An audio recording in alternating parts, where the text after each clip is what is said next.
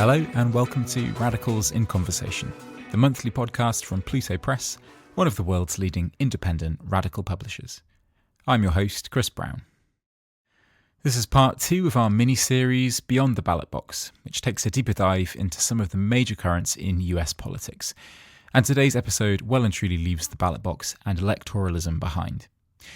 Whether it's in the fight against police violence, ecological destruction, or any other manifestation of patriarchal white supremacy, time and time again, the hard-earned lessons of past struggles seem to get forgotten.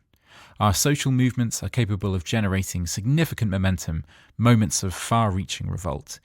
But we suffer from a kind of amnesia, an inability to pass on lessons learned from one generation to the next.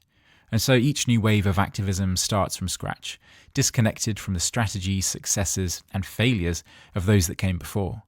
We mistake institutions that have betrayed us repeatedly for potential allies. If we're to break the cycle and resist effectively, our movements need to remember. Well, this is the jumping off point for our episode today, and it's my great pleasure to be joined in conversation by Peter Gelderloos and Vicky Osterweil. Peter Gelderloos is a writer and social movement participant. He's the author of They Will Beat the Memory Out of Us, Forcing Nonviolence on Forgetful Movements, which is out now from Pluto Press. He's also the author of The Solutions Are Already Here, Strategies for Ecological Revolution from Below, How Nonviolence Protects the State, Anarchy Works, The Failure of Nonviolence, and Worshipping Power, an Anarchist View of Early State Formation.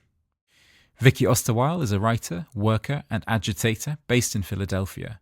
She's the author of In Defense of Looting, A Riotous History of Uncivil Action, published by Bold Type Books, and an upcoming book about intellectual property and the corporate domination of culture called The Extended Universe, which is out in 2025 from Haymarket Books.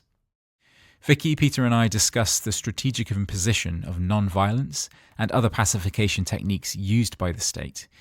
We talk about revolutionary imagination, mutual aid, and what gets left out of official histories of struggle from the civil rights era to the George Floyd uprisings of 2020. We discuss the need to make space for both joy and grief in our movements, and the importance of physical place to building collective memory. As ever, podcast listeners can get 40% off the new book, as well as Peter's previous book, on plutobooks.com using the coupon podcast at the checkout. Although if you're listening to this before the 5th of December 2024, then our annual holiday sale is currently running with 50% off all published books, so do check that out. Okay, here are Peter Gelderloos and Vicky Osterweil on Radicals in Conversation. Yeah, Peter, Vicky, I'd like to thank you both very much for taking the time to come on the show. Let's just start with, the basic stuff. It would be great if you could just, maybe introduce yourselves both for our listeners. Briefly, tell us a little bit about who you are, your political background, and your writing, because you're both authors, of course. Vicky, let's start with you. Okay, great. Yeah, hi, I'm Vicky Osterweil. I'm a writer, worker, and agitator. I'm based in so-called Philadelphia at the moment. I have been doing sort of a variety of abolitionist and housing-based and anti-police, anti-prisons, and trans-liberation, activism, struggle, I don't know what you want to call it, organizing, agitating for a long time, for about 15 years. And I also write a lot. I've written about culture and art, and I have a book called In Defense of Looting that came out in 2020 that quotes extensively from a previous book of Peter's, How Nonviolence Helps the State. So I'm very excited to have this conversation. Fantastic. Thanks, Vicky. And Peter, how about yourself? Yeah, my name is Peter Gelderloos. I am a lifelong anarchist. I do a lot of writing in the course of my other movement activities. I grew up in Virginia, spent most of my adult life in Catalonia, like in and around Barcelona. I live in Cleveland now. Yeah, I have been lucky enough to, most of that time, had a social center nearby to participate in. Other projects, publishing, translation, prisoner support, and just general hell raising. And I'm also really happy to be here in conversation with Vicky, who does a lot of great writing that I'm familiar with, analyzing various things that are highly relevant, going on from, mutual aid responses to the latest disasters to standing by the importance of looting and rioting as some of the weapons, from below, some of the tools that we still have access to. Yeah, brilliant. All right. So yeah, I mean, for listeners, Peter Gelderloos' new book, They Will Beat the Memory Out of Us, Forcing Nonviolence on Forgetful Movements, came out with Pluto Press in, I think it was September, so it's just been a couple of months. Yeah, fantastic book, Peter. I mean, I finished reading it a couple of weeks ago. Wonderful writing, very compelling. People may be familiar with another book you've done for Pluto as well. The solutions are already here. So I guess what prompted you to write this book? Absolute desperation and depression and hopelessness and anger and frustration. Like seeing that our movements are making the same mistakes, or if not the same mistakes, very, very similar ones again and again. And, this was before I got, I guess I finished it up around the time of the brain surgery, but I definitely pitched the book and did most of the writing, like, before I got my cancer diagnosis. So, at the time, like that desperation and frustration was like seeing friends and comrades with chronic health problems or, other kinds of health problems, not getting the support they needed, seeing certain kinds of participation in movements glorified or romanticized in a way that's not actually helpful, and then other kinds of participation in our movements which are as necessary, or and many times even more necessary, being like invisibilized or actively marginalized or devalued. Lack of connection between older folks and younger folks, and somewhat independently of that, like folks who are newer to movements and folks who have been in movements for longer. Definitely, plenty of examples of folks who've been in movements longer, either insisting on, some kind of status or not being very, flexible or not being good listeners, but more often than not, like younger folks not at all really being interested in, the histories of these movements in earlier battles that have been, extremely important and from which they could learn a lot. Well, so the book is a lot of interviews, and one of them talks about how like it is really important to have experimentation, to sometimes kind of try to start from scratch because of how much you can learn, and I think that's great. But it's not great when that's like people's only option, because we're dealing with either an absence of history or an entirely falsified history. People thinking that the movement in like the 50s and 60s was based entirely on civil disobedience, thinking that Birmingham was a peace protest, and now seeing things getting rewritten again, hearing that when they're resuscitating the protests against the World Trade Organization in 1999, that apparently it was just the unions and NGOs and activists dressed as turtles in the streets, and that's why everyone heard about that, and that's what shifted the discourse on globalization. Or, hearing how people who are on the payroll, people who are, pulling in six figures as tenured academics or NGO directors or what have you, describe the revolt in 2020 as, something that was like primarily protests and not primarily the burning of police stations and like, collective self-defense, pushing police out of our neighborhoods, how this was like part of a global movement, that it didn't start in 2020, didn't start in 2010 either. And yeah, just that erasure was just extremely depressing. So figured if I'm still going to be alive, I might as well try to vent some of this, talk about some of the patterns there.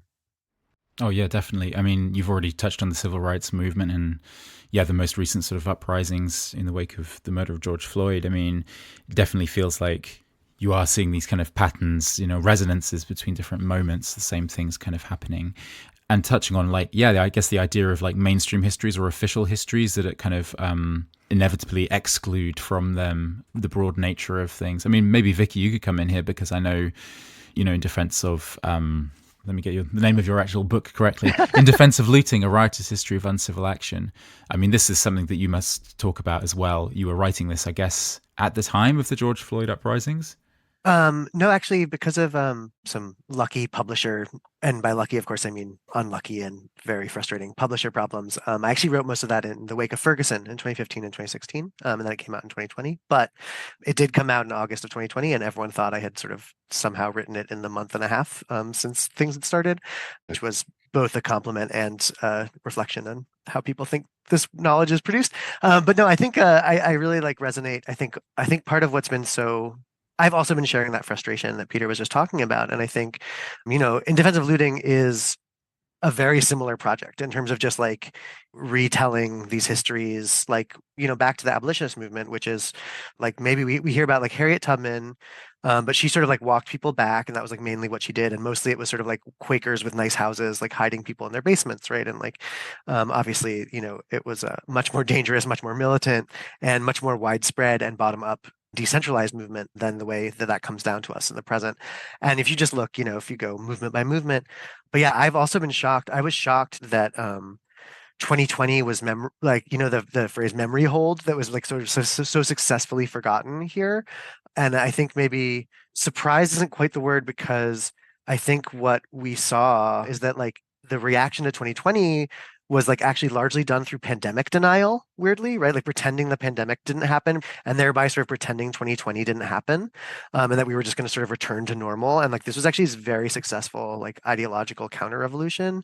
But I was still shocked because, as I think, Peter, as you were referring to, if you were sort of a militant in Barcelona or in the US from like 2011, from the acampadas, movement up to 2020, there was a pretty continuous, like it was never more than a year or two when there wasn't some kind of struggle ongoing that you could plug into. And it was incredible how quickly 9, 10 years of like built up experience like was suddenly forgotten, like in the sort of incredibly inspiring and important and nonviolent fetishizing movement around Palestine solidarity. And I say both of those things, like both with love and respect and deep frustration as well. Yeah, I mean, I guess there's two things which right there in the subtitle of your book, Peter, which is forcing non-violence on forgetful movements. So I guess there's kind of two key ideas here. One of which is non-violence, and one of which is forgetting or memory, I guess, and collective memory is really what we're talking about here, because it's more than what just lives in your brain as an individual. It's there's more of an expansive understanding that runs through the book. Memory is a collective good. So maybe you could unpack a couple of these ideas, because they're really key, central to the book. What does non-violence in the subtitle refer to? Are we thinking just about a tactic, or is it more of an overarching sort of philosophy, ideology? And let's start with that, and then maybe let's talk about memory a bit more. To be perfectly honest, Pluto kind of forced nonviolence into the subtitle. They wanted it in the title, and I'm like, no, absolutely not. And so, the end of that negotiation was it got into the subtitle. I would have preferred pacification, which is a related but different thing.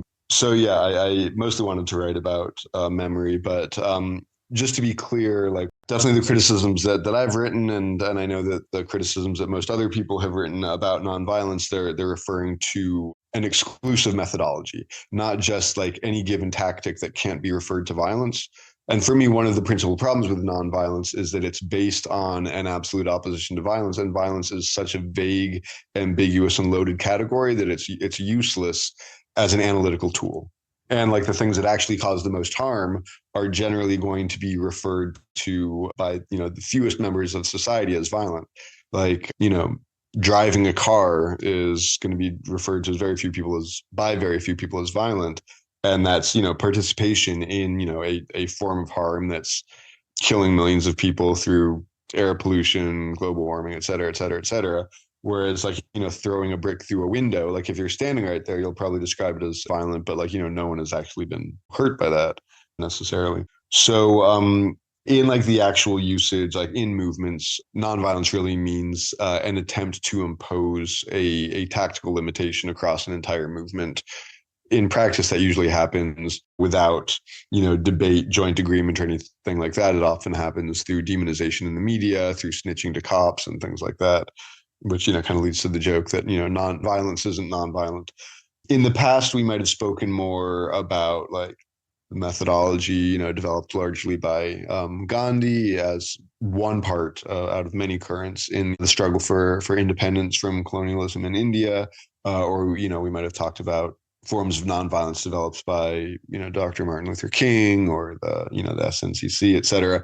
Really nowadays, far and away the most relevant form of nonviolence is the kind developed by Gene Sharp, which is very, very media oriented. It's extremely superficial. It has no class analysis. It's very specifically and explicitly interclass, as in like, make use of whatever, alliances that you can get with rich people.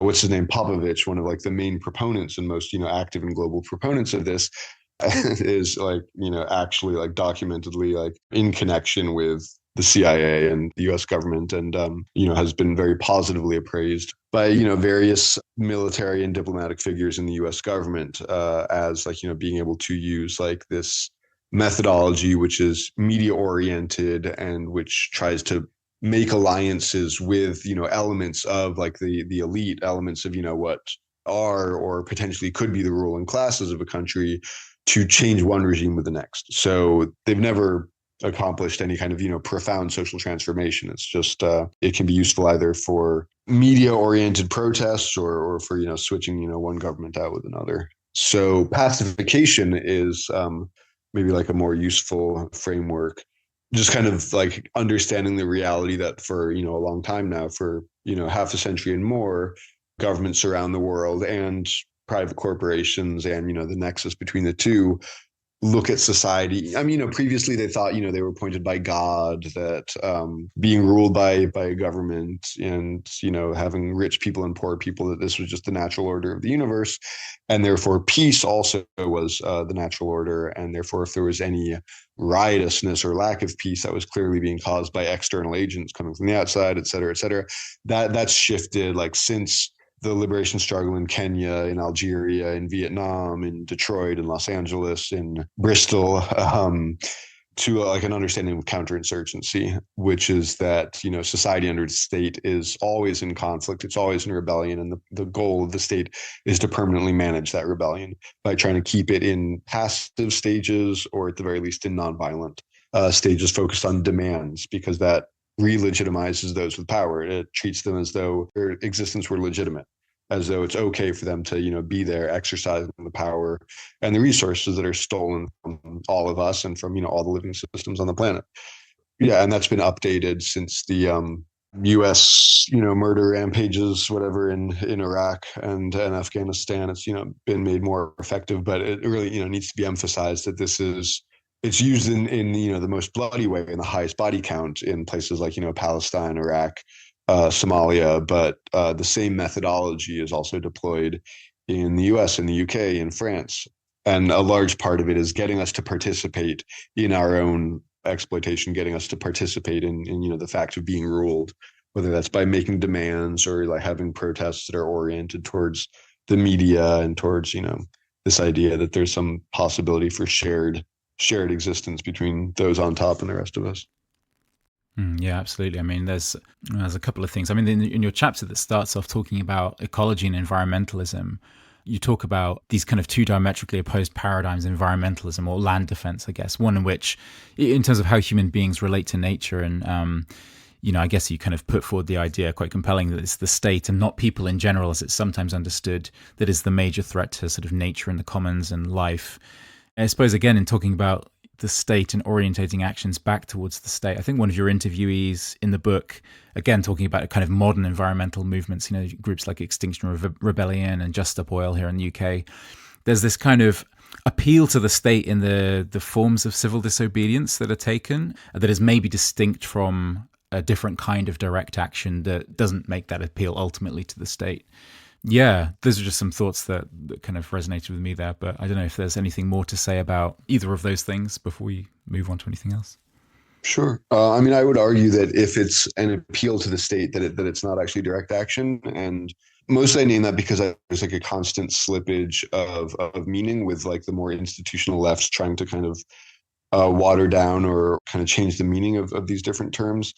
Most recently, that's happening in like a hardcore way with mutual aid, which, Vicky recently wrote a great piece on like mutual aid in practice after like a hurricane, like just swept through Appalachia, like ravaged Appalachia for like the first time ever. So I was actually wondering if I could ask Vicky a question. Like when the shit hits the fan, when you have something like a hurricane, or for example, like the recent flooding in Valencia, like, very near where I was living, it's very clear to people, that it doesn't matter that, if folks have had like no participation or no experience in social movements, that like mutual aid arises as a relationship very, very quickly, whereas state authority tends to collapse pretty quickly in these kind of boundary pushing moments like a major storm.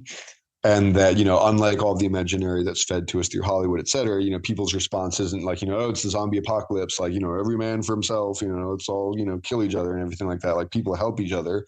people are the most effective first responders, and like, the vast majority of lives saved, food distributed, and so on is just done by regular people, like manifesting this relationship of mutual aid. So yeah, that's for listeners. Like, I know you both know that, but I guess, like, Vicky, I guess I'm wondering, like, given that that's the case, and like given that, like, states actually don't do a good job of, like, protecting us in those situations, like, do you have any thoughts, or have you had any good experiences? Like, we're kind of always facing like this kind of uphill battle, like, making these arguments just because of what people have been educated as, like, normal, and like, their sense of history and everything like that. Yeah. Do you have any thoughts or good experiences on, like, helping people, like, imagine that not as just something that arises in emergencies, but like that, Yeah. Yeah, totally. I mean, I have a few good examples that I can't share, unfortunately, but that are very exciting, coming soon to a town near you. But I think, like, one thing that happened in Asheville. So I have a lot of people in Asheville, through having been through the town a few times. Both, I've got a lot of friends, and like within 3 days they had like this huge national chat. Within 24 hours they had like a squad of people who could fly planes and helicopters. Like, this is mutual aid folks, like, who were like ready to show up. And like, one thing that I think was really interesting about Asheville is, like, because Asheville is sort of this gentro hub in Appalachia and like one of the most profitable sort of tourist cities in Appalachia, FEMA was actually like pretty effective quickly there in a way that they weren't in the rest of the region around Asheville, which then ended up producing this very interesting sort of like ideological moment. People going like, "Oh no, FEMA's actually like doing okay," and there was like a whole controversy online because some, right-wing chuds, some MAGA guys were like, "We're going to hunt FEMA." And then everyone's like, "Oh my God, those poor FEMA agents." They never, I mean, I'm sure that was scary, but they never actually did that or acted. They just sort of posted about it. Anyway, all of which is to say, like, when I finally was able to get to Asheville about 6 weeks after the storm, which was like just when power was being restored, but it was like a few weeks before they got water back, which was just like last week. And I talked to a few people who were sort of saying they were obviously very grateful that things were sort of returning to normal, and they were very sad, right? Because everyone had sort of dropped everything and just worked together on a single project. And I think that, like, what's so distressing about the memory thing is that for me, like, part of what has been so radicalizing, like, just by dumb luck, like by super chance, I was in Barcelona in 2011, like in the summer at the height of the acampada. And like, it was like early social media days. I was talking about it and got invited in. And I remember the feeling of that. And then I like remember the feelings from Occupy, and like the feelings of Occupy Sandy, where we went down and we were like just helping people really directly. And like, for me, like, those memories of those moments are so crystal clear and are so powerful, of like, oh, I felt free and like good. Like, and they were different moments. Some of them were like direct action, like taking the Brooklyn Bridge during, Occupy or whatever. And some of them were like meeting people, in this devastated sort of Rockaway beach, right? Like, and just like helping them and seeing what that looked like.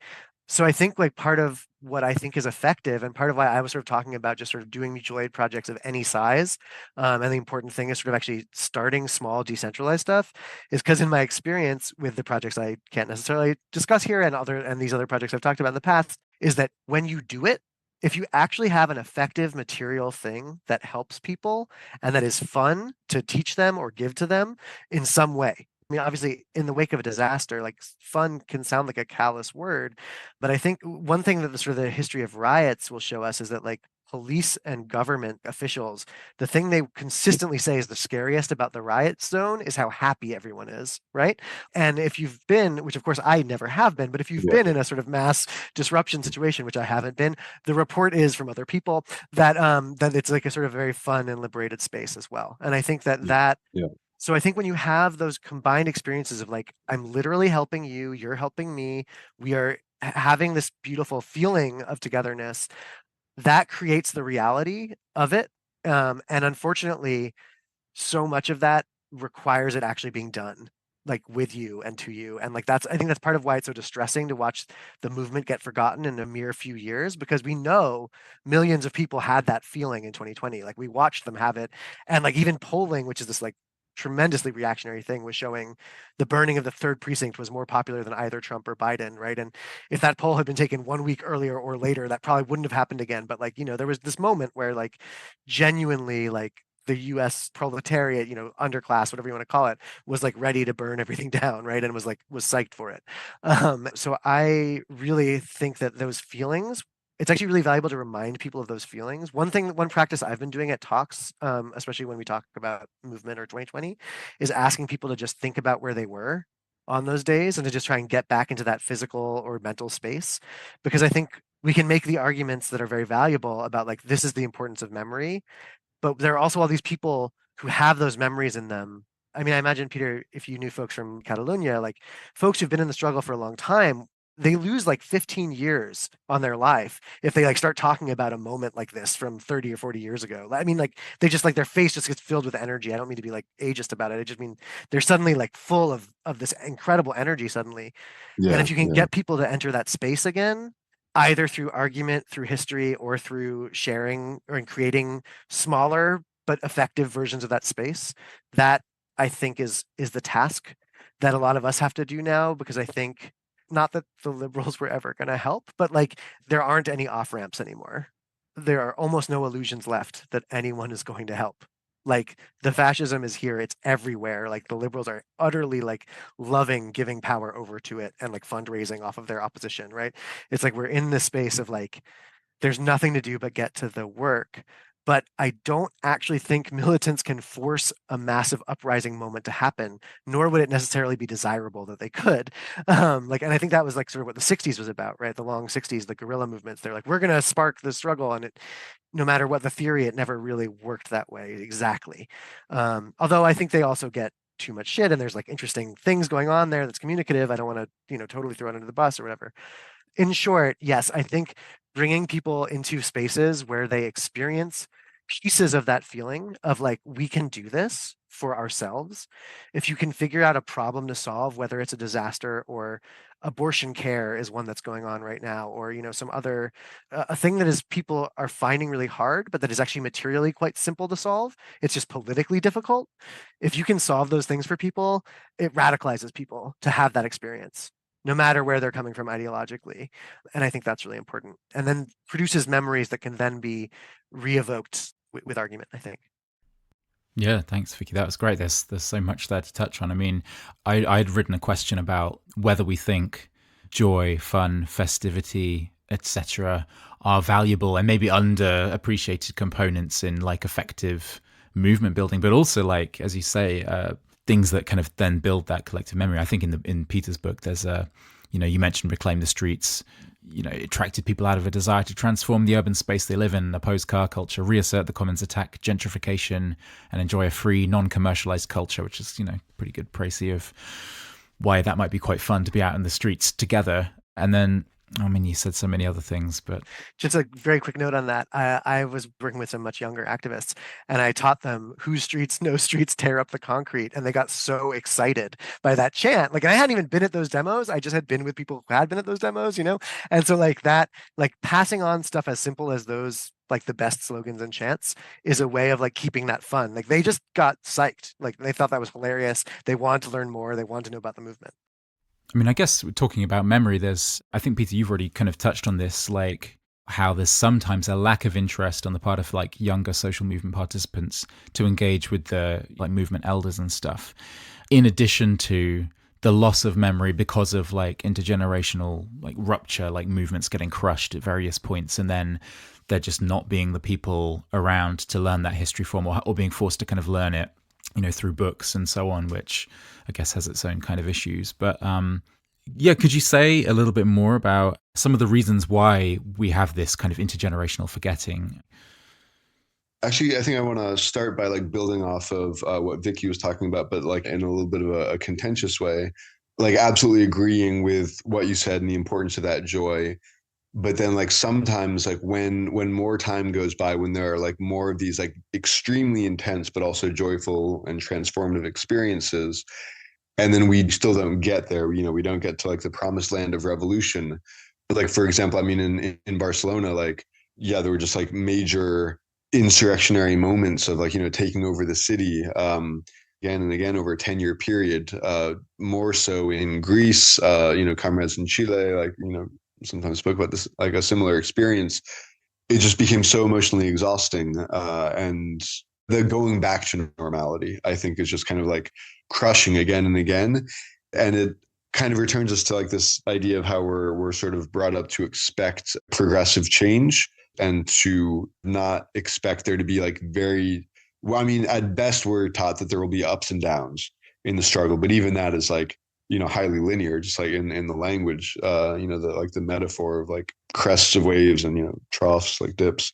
It's like up and down. It's like, better or worse, rather than, it's a moment for deepening our roots. It's a moment for like taking up space. It's a moment for, sending out blossoms of fire into the world. It's a moment for like growing like, stronger trunks and branches and mycelial networks. Like just understanding that each of us have different things to contribute, and also that the struggle more broadly is going to go through like very different moments in a somewhat cyclical way, but not entirely. Like not having that expectation, it's like hard to hope. It's like hard to live in this world, in this society, and to have like any hope. Like it's really easy to look at right wingers, to listen to their discourse, to like look around at the world and like say like, okay, these folks are believing what they want to believe, because there's like no possible way that they're like operating from like any sense of reason or observation or anything like that. Clearly, like, we're dealing with like irrational beings. And I mean, I think, all of us have the same capacity, and all of us, do that sometimes. Like all of us are prone to believing the things that are easier to believe. And when you go from being an anarchist, because like you've looked at history and you know that like we can't trust political parties and the state to solve things for us. We can't, trust some new form of capitalism.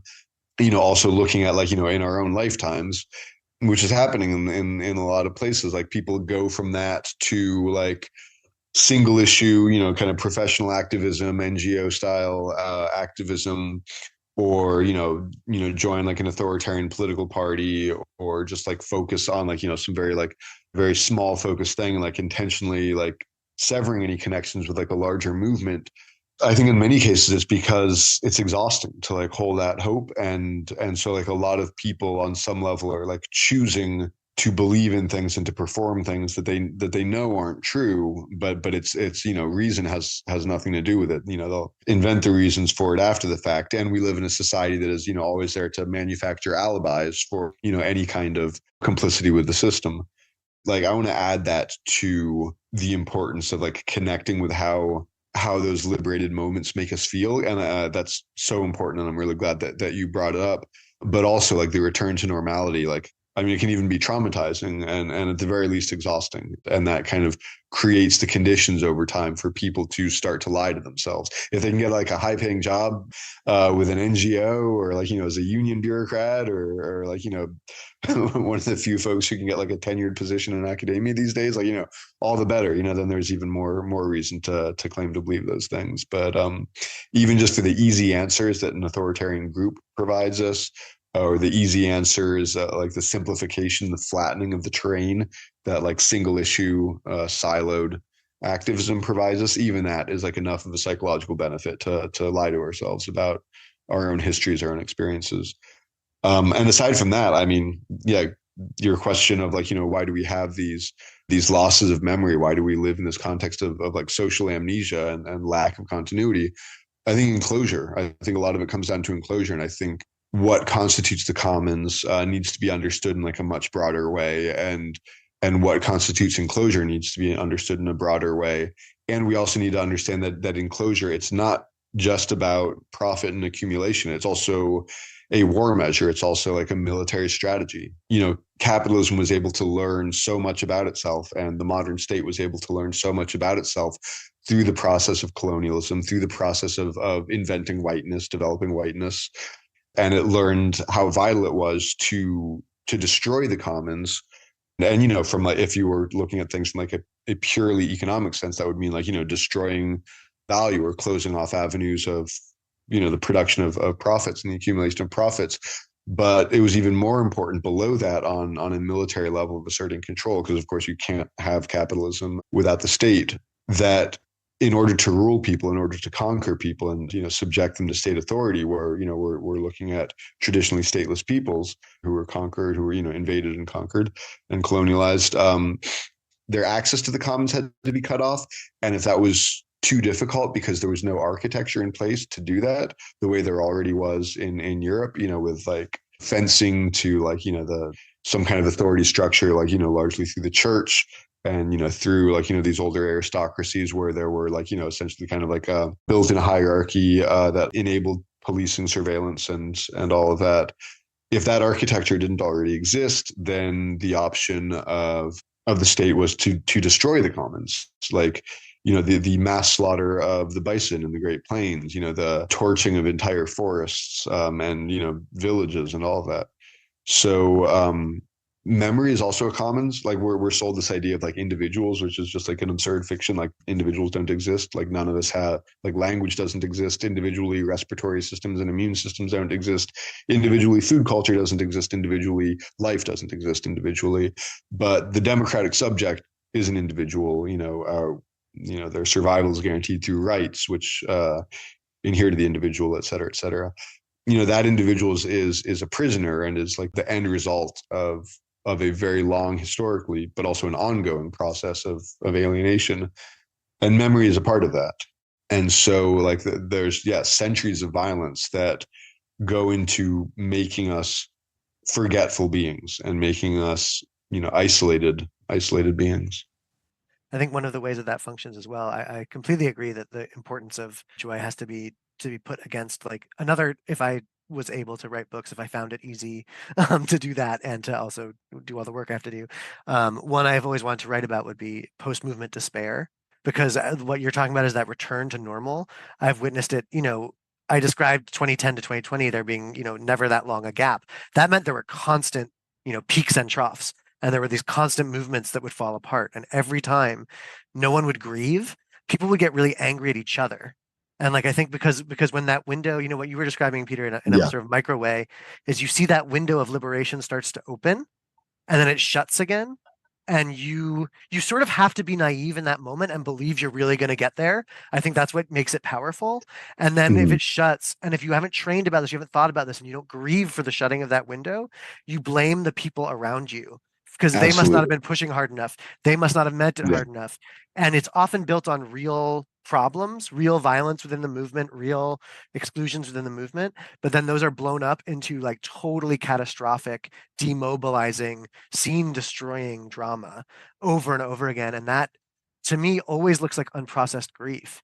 And I think part of why, to keep on my hobby horse, the Biden administration was so successful at repressing 2020 was because we never grieved the COVID dead, which is like one of the most like large mass deaths in the century, like other than wars, like is one of the greatest mass death, or including wars, really, this huge moment of both mass death and mass collapse of possible socials, right? Whole worlds collapsed, like of many of them, sort of a kind of capitalist urbanism, but you still like dreams and lives were also foreclosed and people were disabled. And what we did was we just went back to normal and everyone was told to like not, like there was no grief. And I think that really opened up both the conditions for forgetting and the conditions for a mass fascist movement. Because much like World War I, the trauma of the trenches that was then immediately forgotten and repressed in Europe sort of produced the stormtroopers in, across the continent, like, these traumatized men who were obsessed with violence and speed, right? Like, I think we're facing a similar thing where this ungrieved, you can't even really talk about the pandemic, right? It wasn't even an issue in 2024 in this election somehow. Like, it was never talked about. That also produces a forgetting and a fascistic repression of our own lived past. That people, like middle class people, like accept it because they want to go back to work and they think they'll be safe, even though they probably statistically probably might not be, but whatever, they think they'll be safer. But also because most of us had to go back to work, we were forced to. And you can only hold that cognitive dissonance for so long without struggle.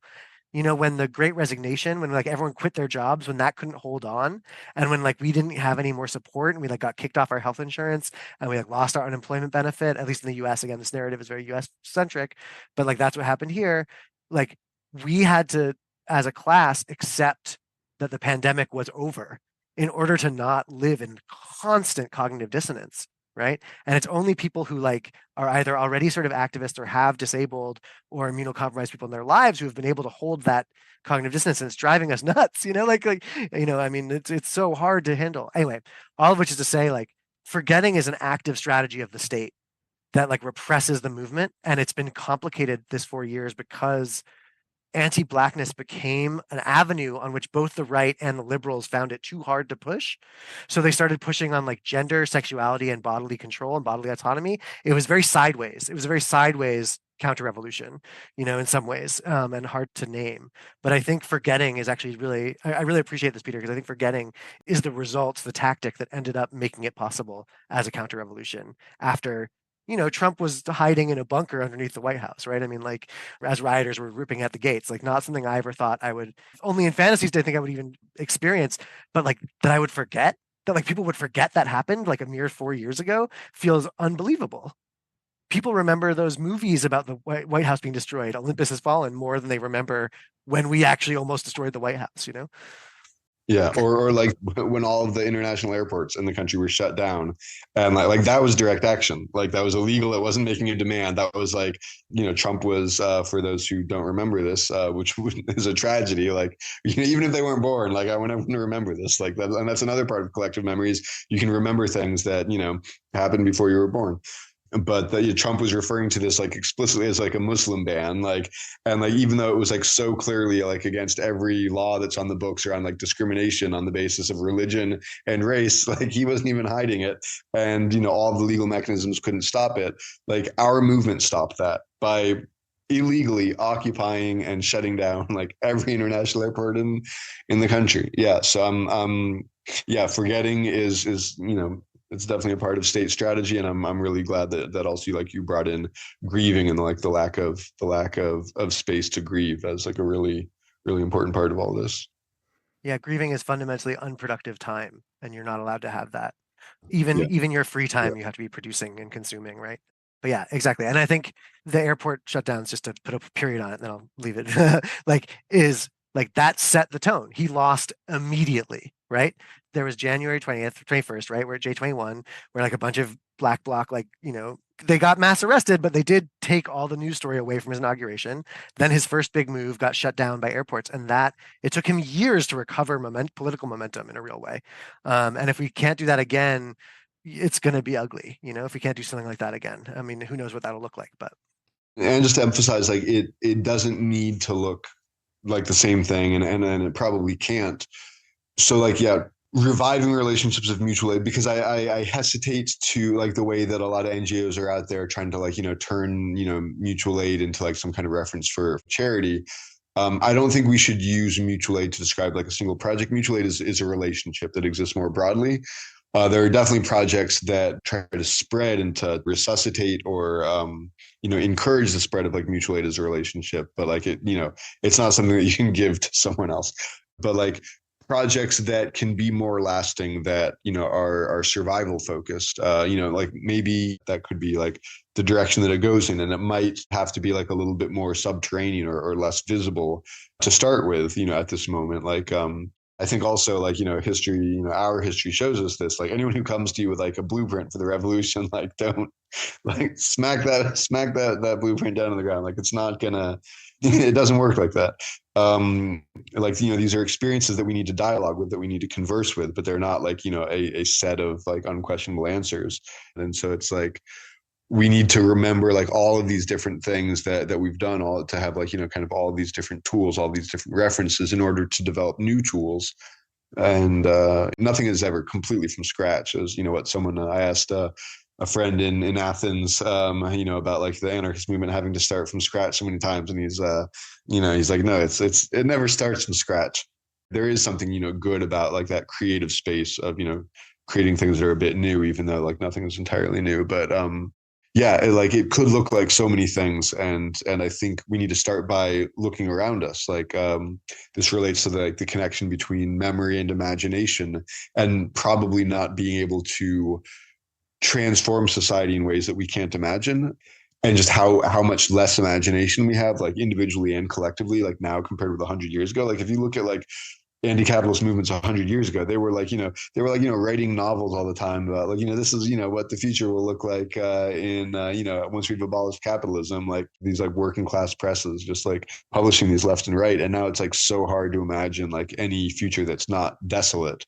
And a part of that, I think this is in the book, Here at the Center of the World in Revolt, it talks about like the difference between the imaginary as like, what is created or what is produced, and the imagination as like the facility that creates these imagined futures.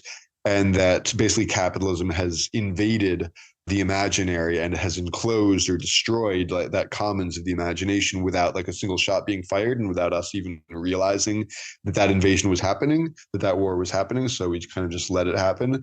And most of us no longer have the ability to like imagine anything better. And that is like devastating, because if we can't imagine, I don't think we can create it. A thing I like to say that I was thinking about earlier a lot of the time is because you're talking about doing new things. I used to like to say, let's at least make a different mistake this time. Right. That's what we can use history for. We're not going to win, probably. Like, I mean, it's fun to believe you are, but like every struggle, obviously, and you want to, and you fight like you're gonna, but like, let's just make a new mistake. Let's not make the same mistake, you know? Please. Yeah, at least. Like another thing that this society does, and another aspect of alienation, is it disembodies us. And like that happens in so many ways. And like, if you're someone who, has chronic health problems, or, if you're someone, and this next one is not my experience, but if you're someone who has like a body that is like criminalized in some way, then, you experience like a very different and more violent aspect of like, forced disembodiment. But everyone who lives in this society has, at the very least, a kind of like psycho-emotional disembodiment, where we're constantly trained to look at our lives from above. You can like do these exercises with people where you're like, okay, imagine the city you live in, or imagine the country you live in, imagine the society. And like they're automatically going to something that's like, Google Maps. It's like satellite view, bird's eye view.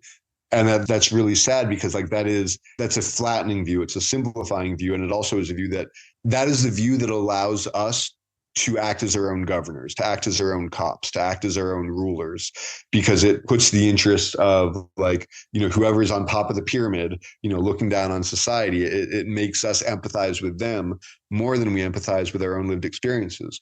So when we imagine society, like we should be looking through our own eyes, hearing with our own ears, feeling with our own body, and recognizing that there are millions of people in like an extending network all around us. And that actually, like, every point is the center of the universe.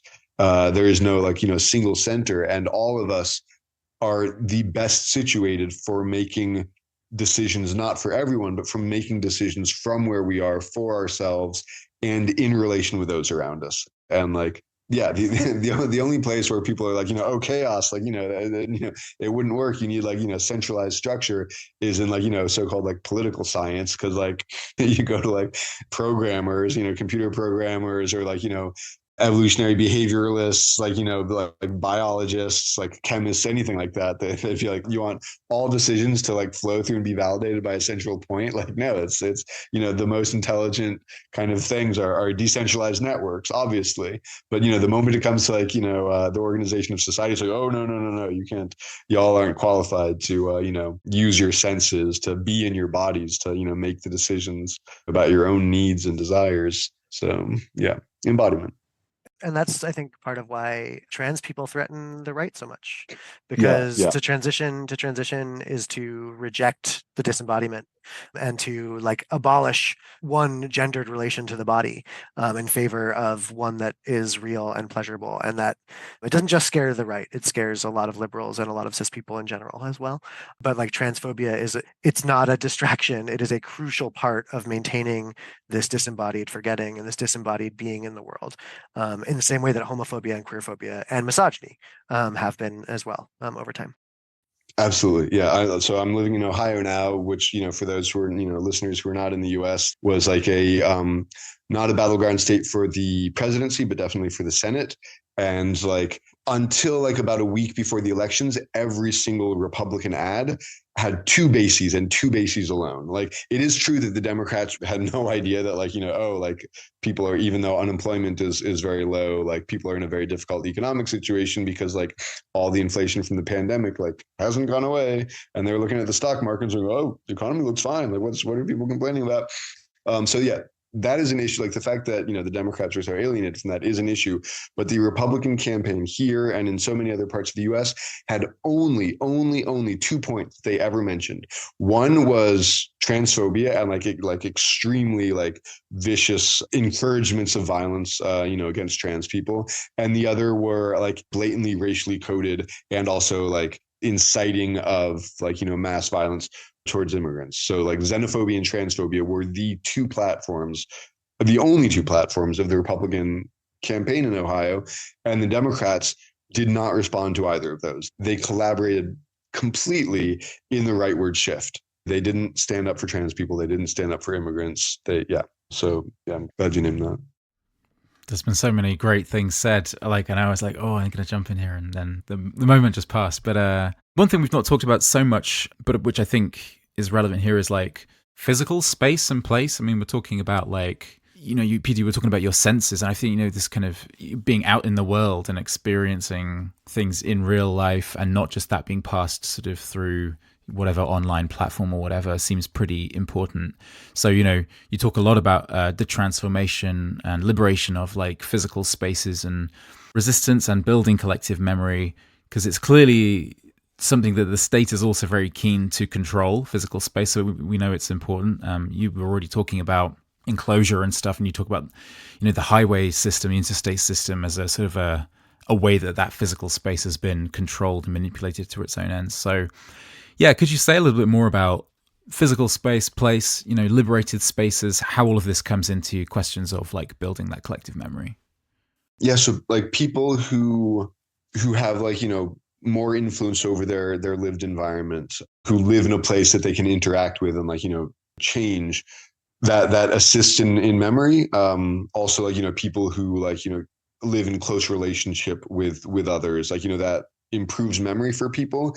And also on the flip side of that, folks who are forcibly displaced are much more likely to have memory problems and, even like more severe, both psychological and physiological consequences or illnesses that are related to memory and cognition.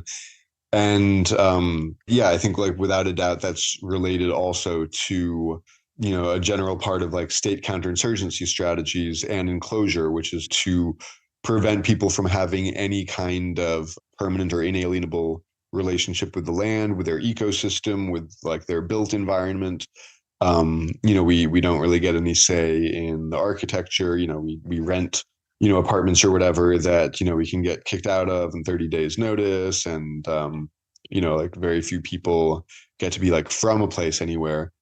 And in contrast, a lot of, certainly not all, because they're not a monolith by any means, but many indigenous movements really do the best job at, maintaining this collective intergenerational memory. And such a huge part of most of these same indigenous movements is about fighting for that inalienable relationship with place. And, it doesn't happen within like a concept of like, borders or anything like that. It's a relationship to place, which is also completely open to, the need to move, to migrate, to emigrate, but, always like in relation with the territory. And it's also said that in English, like, territory like has this connotation, which is possessive or property related. That's, certainly not there in Romance languages where like the connection, territory, terra, tierra, etc. Like, the land, the earth is like, present, right, in that word. So keeping us from putting down roots, eradicating roots is definitely a very important part of counterinsurgency method. It's a very important part of capitalist alienation and enclosure. And it makes it so much harder to remember.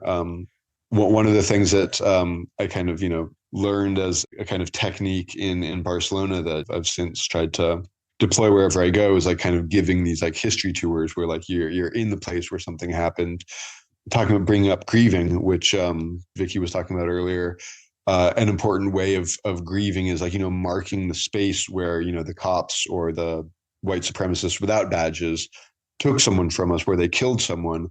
If we have the power to, doing it without permission, but, if we need permission, like, I don't think we need to be purists about it.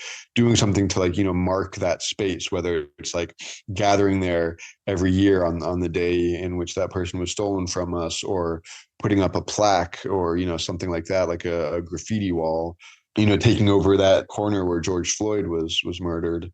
That's really important, and trying to hold on to those spaces. It's harder in the States because it's, a society that was founded on genocide. It was founded on erasure, on the pretense of a blank slate. Obviously, the vast majority of, indigenous peoples, that were here at the beginning of the invasion, like, they didn't disappear. They, weren't totally, they were absolutely subjected to an extremely violent process of genocide, which is ongoing today. But, they're still here fighting back. But, at the very least, the strategy and on a judicial and a cultural level, the reality was of like, a society that was, founded on a blank slate, which was, placed on top of a huge complex of violence, is what I'm trying to get at. Those differences in property law and things like that, in investment, in the destruction of any commons, from the beginning of like the founding of this country, makes it a bit easier for this kind of like constant cycling of the landscape, where buildings, they're not made to last very long, and there's entire neighborhoods are demolished, renamed, rebuilt. It's like the landscape itself is like changing under our feet. But also that's something that we can fight against. Like, we're not powerless. I hope that, more people remember this. There was like a choice at a certain point. It happened at, different moments in different parts of the country, but there was a choice. And, I remember like, some of the conversations not to let the police murder anyone else in our area, in our, in the place where we're living, without some kind of response. And if we're only 10 people, we do what 10 people can get away with. If we're 100 people, we do what 100 people can get away with. There's also been these other horrible, wretched takes that, this wave of rebellions, like, stemmed from like the recession of like 2007, 2008, which is absolute bullshit. It helps the state erase all of the major rebellions and uprisings that don't fit within this, ridiculous reductionist, materialist theory. Before that, before 2007, before 2008, there were like a growing number of small counterattacks and riots in response to police killings. And there was a conversation that was becoming increasingly continental and then global about making a decision to always respond. And without that, I honestly, and like, having spoken with people who were like right there in Oakland in the first days and weeks of the Oscar Grant uprising, having been around in 2010 when other things were happening, also in 2014, and, having spoken with people who were like, in St. Louis, in Ferguson at the very beginning of all that, 2020, et cetera, knowing how some of those initial things kicked off before there was sort of like a tradition of like, if the police murder someone, like, we fight back. I don't think that whole arc would have happened without that decision. And instead of having that memory, because it's very difficult and it's dangerous to talk about, because like, if you talk about it in a careless way, you might get put in prison, or other people might get put in prison. But I think we need to find a smart way to take that risk, because security culture can't just be about avoiding prison. Like, it has to be about like having stronger resistance movements, and we can't have stronger resistance movements without the memory and without like an understanding of how rebellions happen. No one controls it. No one is like, calling the shot. No one can decide like, this is the day that, that will happen. Like, I spent like a lot of time in Greece, like several months in Greece while the big insurrection was happening, throughout 2009, after like in December of 2008, the police killed like a 15-year-old kid in a neighborhood with a whole lot of anarchist projects and activity. There, like, the movement, had decided like, whenever the police like, do something egregious like this, there will be riots, there will be a response.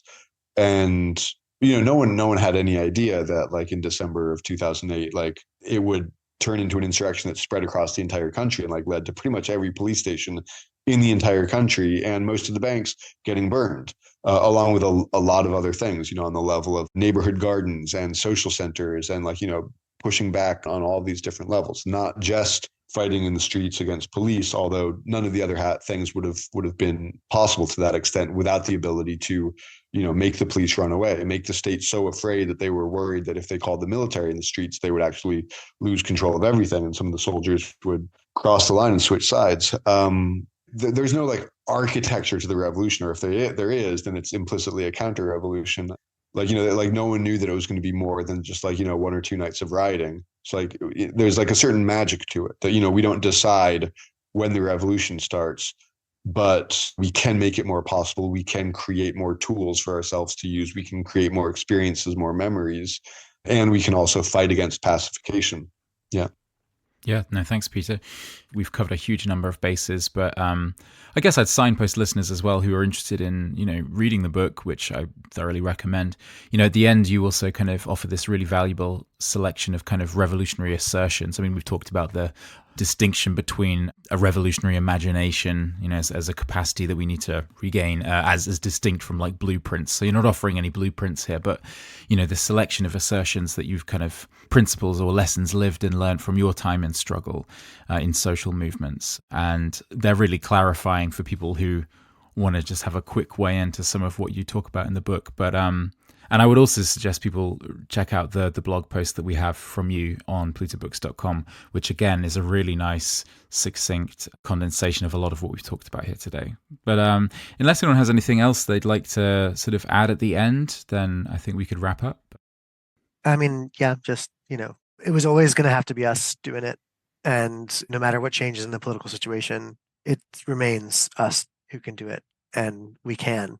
And it's both easier and harder in ways that we can't anticipate, which is a very elaborate way of the old anarchist chestnut, the thing is to start, right? Yeah, I like that. I appreciate that. And it's us, and also like who we are is, it's not any one person's decision. It's this like collective, many-headed beast. Great. Well, thanks again, Peter and Vicky, for your time today. Yeah, once again, the name of the book from Pluto is They Will Beat the Memory Out of Us, Forcing Nonviolence on Forgetful Movements.